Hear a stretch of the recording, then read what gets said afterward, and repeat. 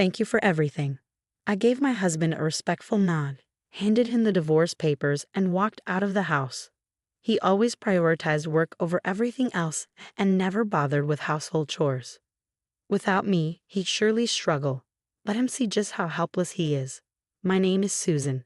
I quit my job right after we got married to become a homemaker. My husband, Robert, was my former boss, renowned for his exceptional work ethic.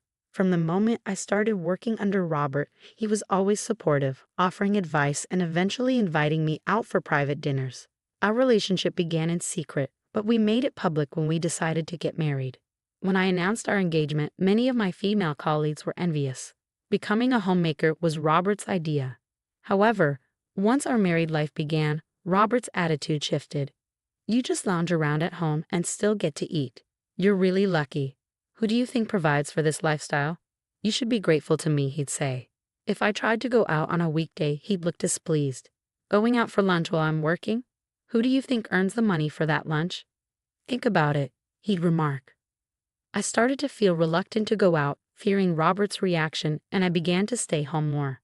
Is this my life now, just waiting for Robert to come home? I couldn't stand it. I felt a strong need for change, so I decided to work outside the home again. But Robert wouldn't hear of it. "You want to work. Is my salary not enough for you?" he demanded. "That's not it," I tried to explain desperately. "I feel suffocated staying at home all the time." "You think of work as just a breather? Are you taking it lightly?" he accused, but I knew that if I backed down, nothing would change. I pleaded with Robert, and after much persuasion, he finally agreed to let me work part-time on the condition that I wouldn't neglect the household chores.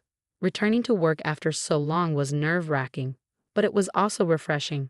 I worked hard to ensure Robert had no complaints about the housework after my part-time job. It was tough at first, but gradually, I found my rhythm. Around that time, Robert's mother passed away. I informed my part-time job of the sad news and asked for some time off, which they kindly granted. I shuttled back and forth between Robert's family home and ours, preparing for the funeral and taking care of my father-in-law. After the funeral, Robert told me, "You only need to visit my family home every other day. Daily cleaning and laundry aren't necessary, right?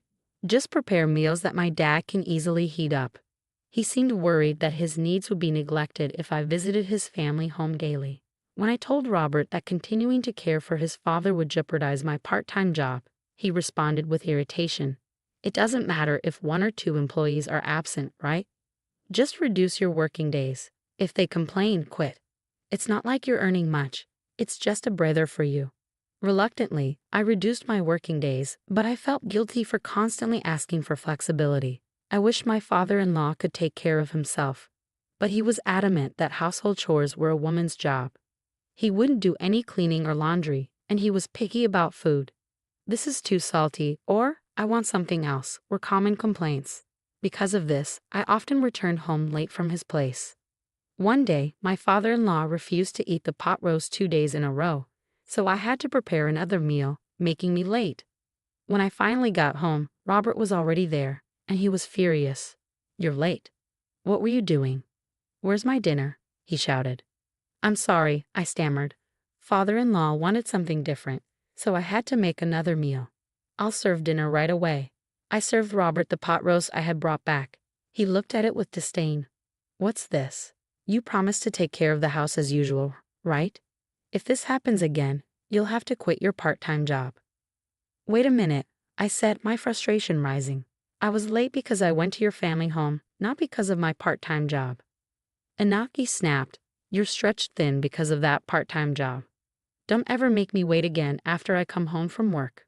I knew arguing wouldn't change his mind, but I couldn't accept it. I continued juggling household chores, caring for my father-in-law, and managing my part-time job, sacrificing sleep to keep up. Then, one day, I received an unexpected call from my mom. "Susan, your dad's been diagnosed with a severe illness and needs to be hospitalized," she said, her voice trembling. I learned that Dad's cancer was advanced and beyond treatment. I wanted to visit him immediately, but Robert was unsympathetic. "Visiting him won't change anything. Focus on our home." Reluctantly, I took early leaves from my part-time job to visit Dad. Half a year later, he passed away. While helping my devastated mom with the funeral preparations, I informed Robert about the funeral date. His response was chilling. "You'll be back before I return from work, right? I don't want to wait for dinner again." "You're attending the funeral too, right?" I asked, hoping for some support. "Why would I? It's a weekday and I have work," he replied coldly. "My dad just passed away. Can't you take paid leave?" I pleaded. "In theory, yes, but I have important meetings. It's not that simple." "It should be a priority to bid farewell to a family member. When your mom passed, I took several days off and adjusted my work schedule for you." Robert scoffed. "Don't compare your part-time job to mine. I have responsibilities you wouldn't understand. I can't just take time off."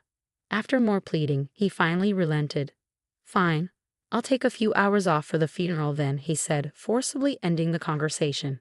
With the funeral preparations, I visited my family home more often, took more days off from work, and reduced my visits to my father-in-law to every third day. Consequently, I could only manage household chores every third day. Robert grew more irritable. "You've been slacking off with the chores. You haven't cleaned in 2 days." "I was helping mom all day 2 days ago and visited father-in-law yesterday," I explained, desperate to make him understand. "Excuses again. Your mom has been managing the house for years. Why does she need so much help now?" "After Dad's passing, she's too devastated to do anything. I want to be there for her." Robert dismissed her grief. "She's just being weak. Your dad's illness wasn't sudden. She should have been prepared." "This is why I say woman." "How can you say that?" I interrupted, my voice shaking with anger. "Even if she knew, losing a lifelong partner is devastating. Can't you understand her feelings?" "I'm saying she should face reality. Your dad should have planned better. Leaving without preparing his wife is irresponsible." I stared at him horrified. "How can you speak of my family like that? Don't you have any respect for them?" "What's there to respect?" Robert sneered. "Just because they're older? That's naive thinking."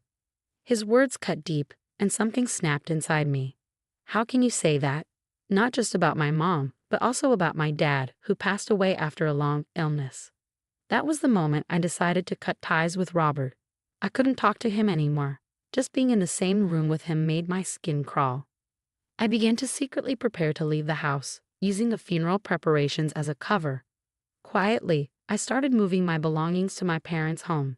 It was difficult to tell my grieving mom about the current situation, but I couldn't bear it any longer. Robert's attitude had become unbearable, and I wanted to move back home. When I finally confided in my mom, she comforted me, saying, "You've done well so far. If Susan wants to come back, I'd be more than happy. It won't be lonely here with you." "Thank you, Mom," I replied, feeling a sense of relief. It's better to free yourself from Robert and find new happiness than to force a marriage. With her words of encouragement, I felt reassured and continued my preparations to leave. I kept my emotions in check, flawlessly handling household chores and taking care of my father-in-law. It was just a little longer to endure. As long as I maintained the housework, Robert didn't complain, and we avoided unnecessary conversations. On the day of the funeral, after briefly paying his respects, Robert returned to work without much of a goodbye. "Robert, you're really going back to work?" my mom asked, disappointed. Even though she knew about our situation, she had hoped he would take a break from work during this time. "Apparently, that's what he thinks is appropriate," I said indifferently. Hearing my comment, my mom replied, "Well, I guess there's nothing we can do." We both felt reassured that our decision to divorce was the right one. After the funeral, Robert returned from work as usual. "I'm back," he announced. "Welcome home," I replied curtly. "Welcome home?" "That's it. I took time off work for the funeral because of you." "You should thank me," he demanded. "Thank you," I said, forcing the words out. "Yes, your family interfered with my work." "Now say it." Robert sat arrogantly on the sofa, waiting for my response. I bowed slightly and said, "Thank you for everything so far." "What did you just say? So far? What do you mean?" he asked, confused. Without hesitation, I handed Robert the divorce papers. "Divorce papers? What's this about?" "It means exactly what it says. I want a divorce," I replied calmly. Robert burst into laughter. "You think you can live without my money? If you have time for jokes, make dinner." "I'm serious. I'm leaving to live with my mom." "She's okay with it." I've saved some money from my part-time job, and they're considering offering me a full-time position. A full-time job? For someone as inefficient as you, he scoffed. Goodbye, I said, handing the stunned Robert the divorce papers before leaving with just one bag. When I arrived at my parents' house, I felt a wave of relief wash over me. I spent the evening talking with my mom about my hardships and sharing memories of my dad. Robert kept contacting me, but I ignored all his messages. His words were still condescending. How can a wife leave her husband like that? Apologize and come back, and I'll forgive you this time.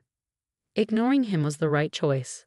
Robert never came to my parents' house. His pride wouldn't allow it. Thanks to that, my mom and I lived peacefully.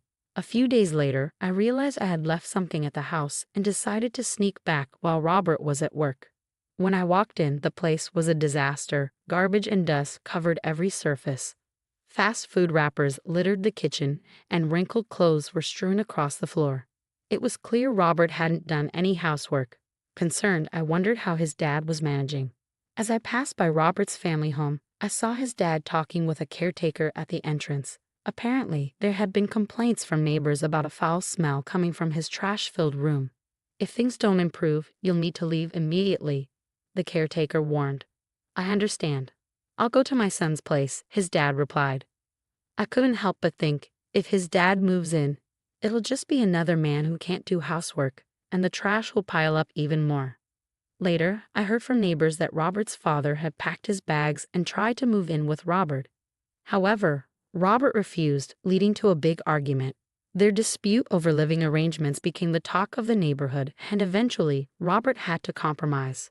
They ended up living together, but as expected, Robert's house turned into a trash heap, causing a stench that bothered the neighbors. Robert, now going to work in wrinkled and dirty shirts, quickly lost respect from those around him. There were even rumors of him being demoted at work. One day, Robert came to my parents' house to apologize. Susan, I was wrong, he began, but then, in a condescending tone, added, Are you satisfied now? I apologized. Now fix your attitude and come back. It was clear Robert hadn't changed at all. What exactly did you reflect on? I asked calmly. What? Why are you acting so high and mighty? You didn't just give a shallow apology, did you? I pressed. Robert was speechless. Please go home. I have no intention of returning to that house. But without you, the house is a mess, and there's my dad to take care of, he pleaded. You just want me back to take care of you and your dad, right? Ah well. You might think you're competent at work, but if you can't manage your own life, you're worse than a child. What? How dare you talk to your husband like that? Not husband, ex-husband. We're getting a divorce, so we're strangers now. Wait, I don't want a divorce. Shut up, I am not your servant. You always look down on homemakers. Men like you, stuck in the past and domineering, should just be buried in your trash-filled houses. Stay away from me, you arrogant jerk. I shouted at Robert, then locked the door behind him. When I turned around, my mom was clapping. Well done, she said with a smile. After that, I started the divorce mediation process. Fortunately, the offer for a full-time position progressed smoothly, and it seemed I could earn enough to live comfortably with my mom. My mom, who had been down after losing my dad, was gradually regaining her spirits now that I was back. Life with just the two of us became fulfilling and joyful. According to my lawyer, Robert and his dad are still living in their trash-filled house, now known in the neighborhood as the useless father-son duo. They're the subject of gossip. Robert, unable to sleep properly because of the mess, is always sleep-deprived. As a result, he made a significant mistake at work and was forced to resign. Without the means to hire a housekeeper, their future looks bleak. Looking back, I feel foolish for trying so hard to please Robert. I'm grateful to have escaped a life of constant endurance. From now on, I'll live my life to the fullest.